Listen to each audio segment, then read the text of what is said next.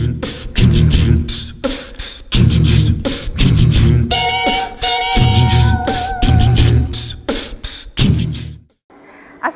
warahmatullahi wabarakatuh.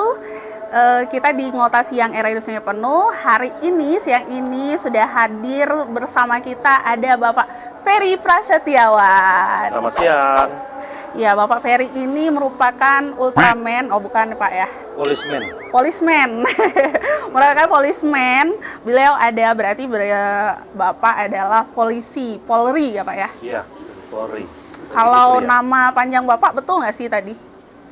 Nama panjang saya Ferry Prasetyawan.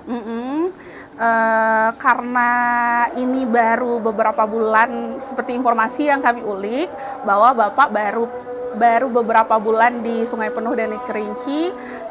Sebelumnya, apakah Bapak punya darah Kerinci kah atau Sungai Penuh kah? Lahir di mana? Dan bagaimana kecilnya Bapak mungkin gitu Pak? Jadi saya bertugas di Kerinci kurang lebih 6 bulan. Untuk lahir saya di kota Jambi, kebetulan besar di Jambi, dan kedua orang tua saya asli Kerinci. Asli Kerinci. Ya.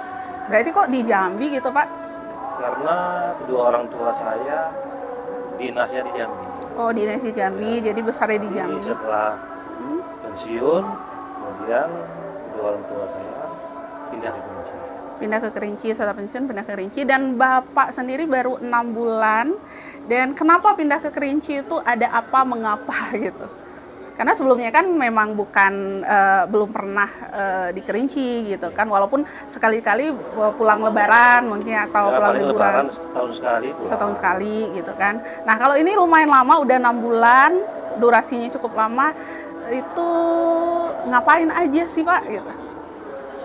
Saya pindah ke Kerinci saat ini menjalankan tugas negara. Tugas negara. Ya. Kebetulan saya dipromosikan menjadi Kasat Reskrim. Wah, luar biasa. Kasat Reskrim Polres Kerinci. Iya. Sebelum saya berdinas di Polres Kerinci, saya berdinas di Polres Tanjung Jabung Timur.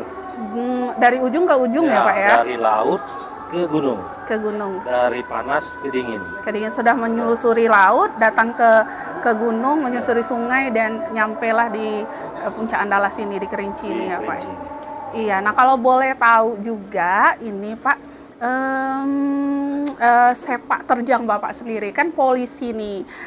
Tentu dari kecil, apakah cita-cita Bapak memang pengen jadi polisi, pengen jadi dokter, atau pengen jadi bidan mungkin, atau pengen jadi guru gitu, atau gimana? Kebetulan gitu? profesi polisi tersebut merupakan cita-cita saya dari kecil. Iya. Mungkin ya dari SD sudah melihat profil-profil dari Polri itu sendiri. Iya, berarti dari kecil udah ngebayangin ya Pak ya, atau ada sosok tertentu gitu yang kayak aku pengen jadi kayak dia gitu? Enggak, cuma Polri tugasnya bisa nangkap. Ya, akhirnya bisa nangkap beneran ya Pak ya? Nangkap orang nih kerjanya. Nah, beneran, hati-hati tuh ya, yang jangan nakal ya Pak ya, jangan salah jalan gitu ya Pak ya. Nah aku agak grogi nih Pak kayak itu Pak, tapi kita masih lanjut ngomongin soal profil Bapak. Nah kalau jadi polisi itu tahun berapa pertama Pak? Dari kapan gitu? Saya pertama mendaftar di kepolisian saat kelas 3 SMA. 3 SMA. Pada saat pertama mendaftar, mungkin belum rezeki, tidak lulus. Kemudian setelah tamat dari SMA, saya mendaftar untuk yang kedua kali. Lulus? Alhamdulillah pada saat daftar kedua kalinya lulus. Ya, jadi kalau perasaan yang pertama nggak lulus itu mungkin ada alasannya atau apa gitu. Kayaknya aku kurang tinggi, kayaknya aku kurang ini gitu. Karena pada saat kelas 3 itu saya hanya mencoba itu tes untuk bahan pertimbangan tes kedua nanti. dan dia mempelajari Iya. apa saja yang dites di Polri itu. Berarti itu semua jadi pengalaman dulu, nanti ya kita persiapkan. Jadi yang kedua akhirnya lulus gitu. Pertama kali Bapak tugas itu di mana ditempatkan? Saya pertama kali mengikuti pendidikan itu pada tahun 2000. Tahun 2000. Di sekolah polisi, dulu namanya Sekolah Polisi Negara Betung, SPN Betung, yang mungkin sekarang menjadi Sekolah Polisi Sumatera Selatan ya, tahun 2000. Kemudian setelah tamat dari pendidikan tahun 2001, pangkat masih sersan 2 pada saat itu, saya ditempatkan di Polres Bungo Tebo. Kalau dulu belum pecah itu. Kalau sekarang kan udah pecah. Udah pecah, Bungo, Tebo. Tebo gitu. Muara Bungo dan Muara Tebo sekarang. Sekarang kan udah pecah. Kabupaten Bungo tersendiri, Tebo tersendiri. Kemudian pada tahun 2004 terjadi pemecahan kabupaten antara Tebo dan Bungo. Saya pindah ke Polres Tebo, Polres yang baru. Iya, jadi setelah dari Tebo langsung ke naik lagi perjalanannya atau gimana? Sampai selesai. Sampai selesai dong. Kami kan Iya. pengen tahu kan. Tidak putus-putus ya. Nggak putus-putus, maksudnya kita kan pengen tahu Bapak nih bisa nyampe jadi Kasat Reskrim Polres Kerinci itu kan pasti ada jalan ceritanya. Paling kita spill sedikit sih lebihnya gitu Pak. 2004 di Tebo, kurang lebih 8 atau 9 bulan, 2005 saya pindah ke Polda. Di Polda sampai dengan tahun 2014, lama ya. Dari 2005 sampai 14. Sekitar 9 tahun. 9 tahun saya di Polda. Kemudian ada pembukaan kesempatan saya mengikuti tes sekolah perwira. Pada saat itu saya mendaftar dan alhamdulillah pada tahun 2014 saya mengikuti pendidikan di Setupa di Sukabumi, sekolah polisi, sekolah inspektur polisi selama 7 bulan. Selama 7 bulan setelah dilantik menjadi perwira sejati. Iya. Namanya perwira Oh berarti sejati, mudah-mudahan. oh iya, merasa jati dong Pak harus gitu. Mudah-mudahan. Pangkat inspektur polisi 2. Pertama saya ditempatkan di Polres Tanjung Jabung Barat. Tanjung Jabung Barat, di ujung juga ya Pak ya? Ya, daerah laut. Daerah laut, udah itu. Panas, ya kan? Di situ saya menjabat sebagai Kanit Reskrim Polsek.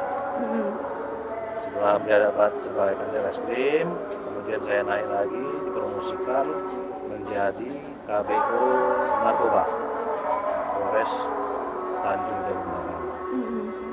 Selama 2 tahun, kemudian saya pindah Polda lagi. Polda.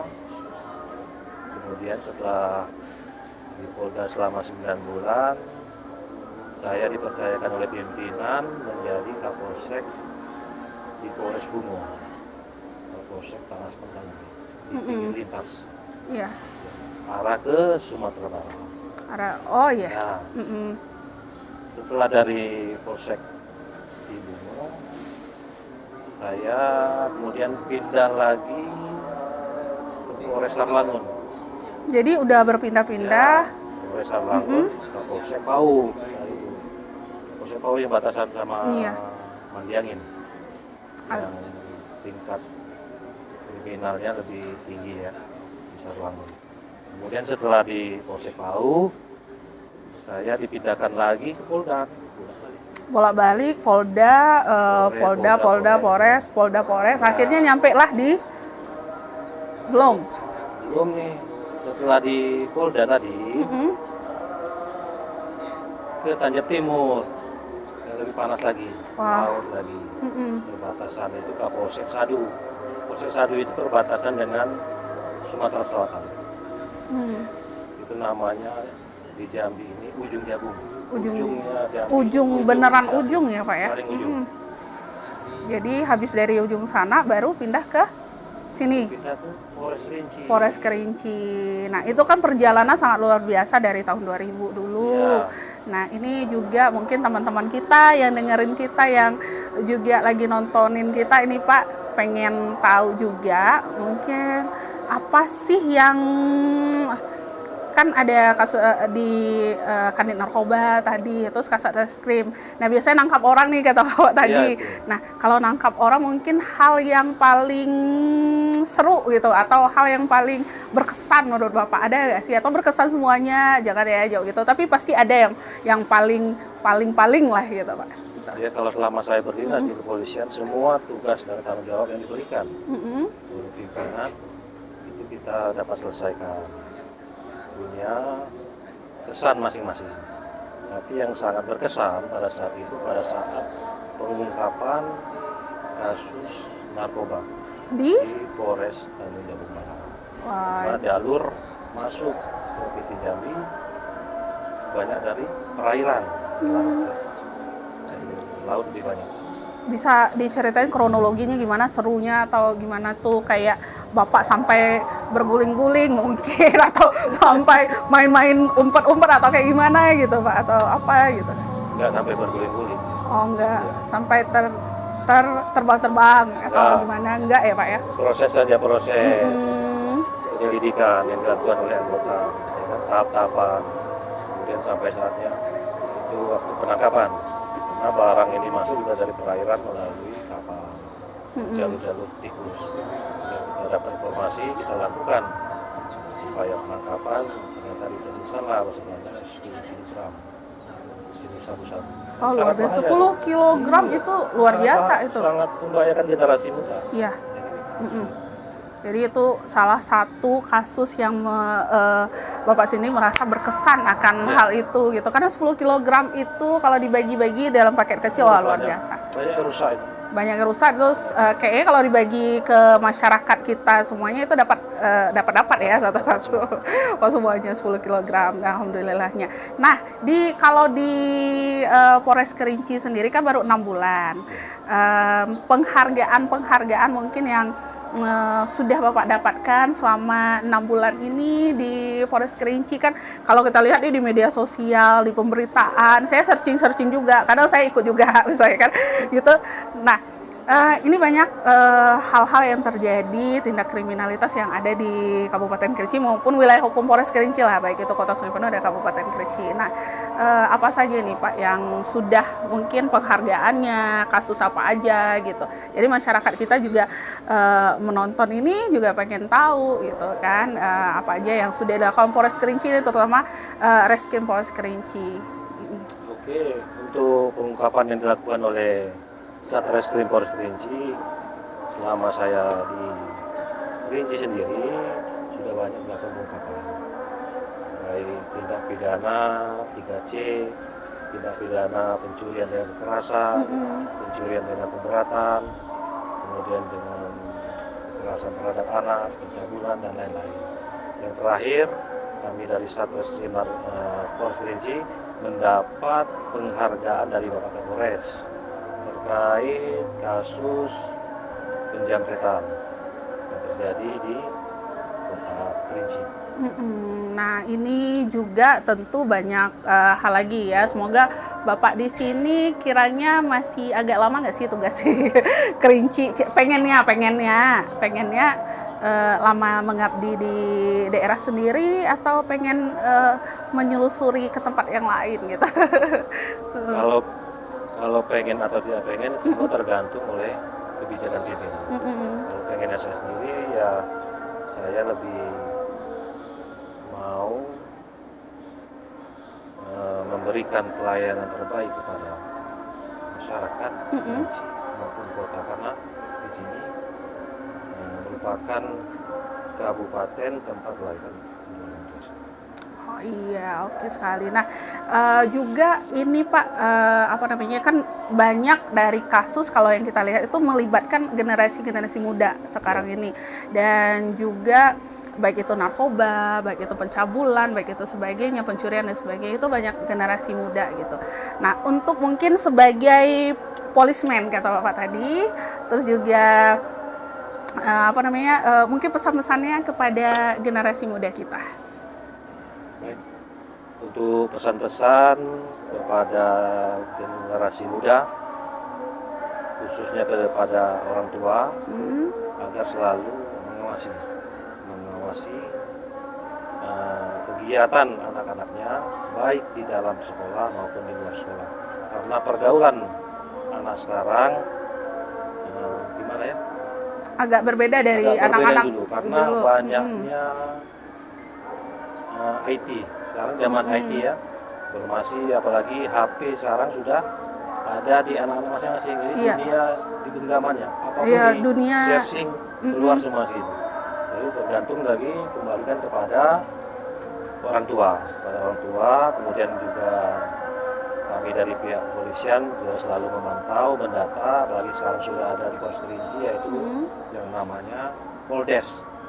Selain Babin Kaptipmas juga ada di dua Poldes. Jadi Poldes dan Babin Kaptipmas selalu melekat di desa-desa terkait masalah maraknya narkoba, pemakaian narkoba.